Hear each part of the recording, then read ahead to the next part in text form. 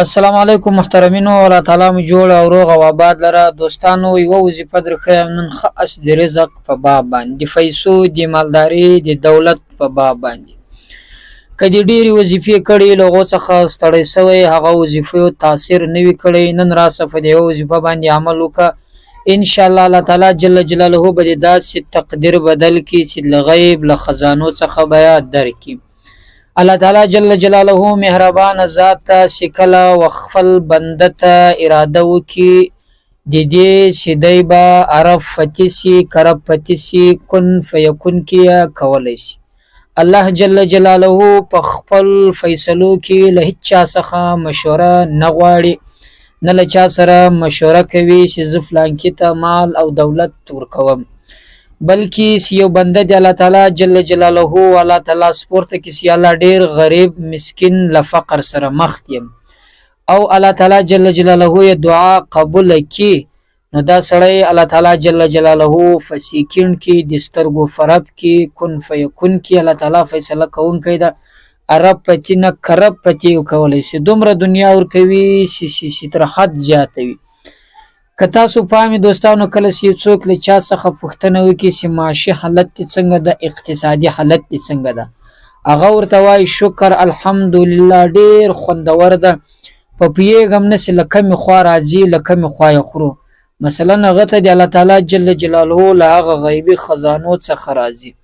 کچيري انسان پر الله تعالی باندې عقیده او یقین ولري، نو هغه سړی ته الله تعالی جل جلاله په خپل کور کې رزق او پیسې ورکوي. بهار ته د دې تللو ضرورت نشته چې دی بیا دومره تکلیفونه کوي بهار ملکو ته ځي. اوس موږ او تاسو په زندگی کې له مشکل حالاتو سره مخ یو، بار ملکو ته ځو یا راویزه نه پیدا کی، بیا ویزه پیدا سي، بیا هغه ډیره ګرانه وي، بیا اکثره خلک په کچاکبري باندې ځي، فغلا باندې بل هیواد ته ځي، دورې خواري کوي، بیا خپل کور ته راوړي. دغه موږ تاسو پر الله باندې یقین نسته، موږ تاسو د الله تعالی جل جلاله پر هغه وظایف او پر هغه مبارک نومانو باندې عقیده نه ده مضبوطه لکه کم په خواز موږ او تاسو بزرګانو سی بچ وویل کله سی بیا له زندگی کې له مشکل سره مخسل یا مثلا د فقر یا ډوډۍ یا یو بل شی د جامع لپاره سنو الله تعالی جل جلاله هغه نومان به الله تفیش کو، هغه آیاتونه، هغه سورتونه، هغه وظایف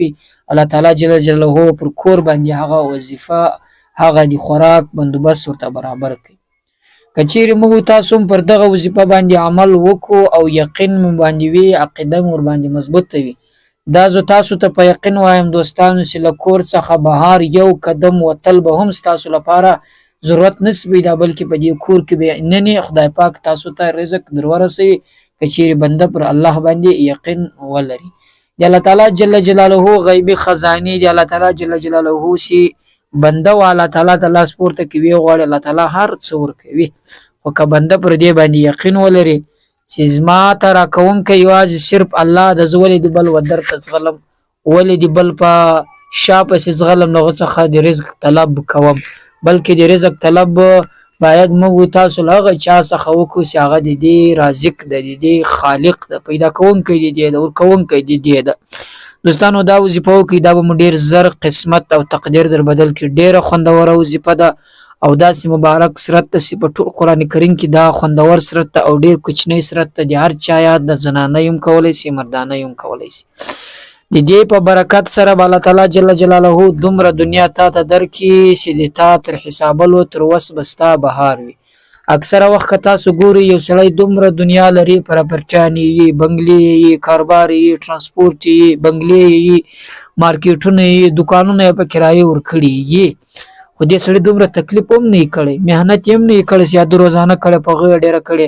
یا بهر ملکو ته په چاکبري باندې تلې په غي ډیره کړي، په دې نه ډیره کړي. د الله تعالی له طرفه یو خصوصي انعام، الله تعالی له طرفه پر چا باندې پر خپل بنده باندې مهرباني وي دونه دنیا ورکی، په اکثر په مهنت باندې نه پیدا کیږي.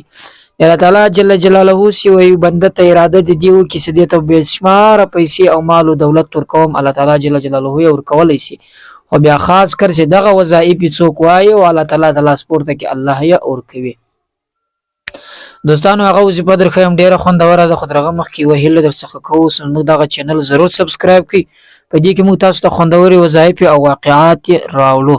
او له نورو ملګرو سره هم ضرور شریک کړئ ترڅو هغه هم له دغه څخه برخمن شي. نو راځئ چې دوستانو وظیفه درخم. دوستانو هغه وظیفه به د سهار لمانځه وروسته کوئ، بل وخت نه کی، ځکه چې اکثره وخت داسې خلک یې چې د سهار لمانځه وروسته متصل د کاروبار په طرف شي. په دې دوران کې الله تعالی د خپل بندگانو په قسمت روزي لیکي، مثلا چې ستا به دومره روزي، ستا به دومره، ستا به دومره، ستا به دومره، خو په دې دوران کې الله تعالی جل جلاله ته دغه وظایف وړاندې شي او دعا وشي د دې په قسمت کې بیا زیاته روزي لیکل کیږي. کله چې سهار لمونځ وکړئ که په مسجد کې که کور فرق نه لري، سپار جای کې له هغه وروسته لمانځه وروسته متصل مثلا دغه سورت انا اعطیناک الکوثر فصل لربک وانحر ان شانک هو الافطر. تر دې مخکې به اول یو واره درود شریف ووایه، وروسته له درود شریف ویلو به متصل دغه سورت 50 واره ووایه، له 50 واره وروسته بیا په پای کې درود شریف ووایه، بیا به الله تعالی سپورته کې د رزق په باب باندې چې څومره دعاګانې تاسو د هغه وکړه دغه عمل متصل 15 ورځې 2 جمعې وکړه. الله تعالی جل جلاله به دې په برکت سره دومره مال او دولت درکړي چې بې انتها زیات به وي او د حسابونه به ستا تر وس بهار وي. که چیرې دکانداري وي، کاروبار وي، بیا چې هلته ورسېږي په هغه ځای کې بیا ووایه پر دکانداري، پر خپل کاروبار، پر خپل سامان باندې جفت کړه، الله تعالی په دې کې برکت هم درته واچوي. دوستانو دا وظیفه ضرور وکړئ او په دې باندې یقین وساتئ، بیا وکړئ، الله تعالی جل جلاله د دې وظیفې په برکت سره مال او دولت درکوي. واخر دعوانا ان الحمد لله رب العالمین.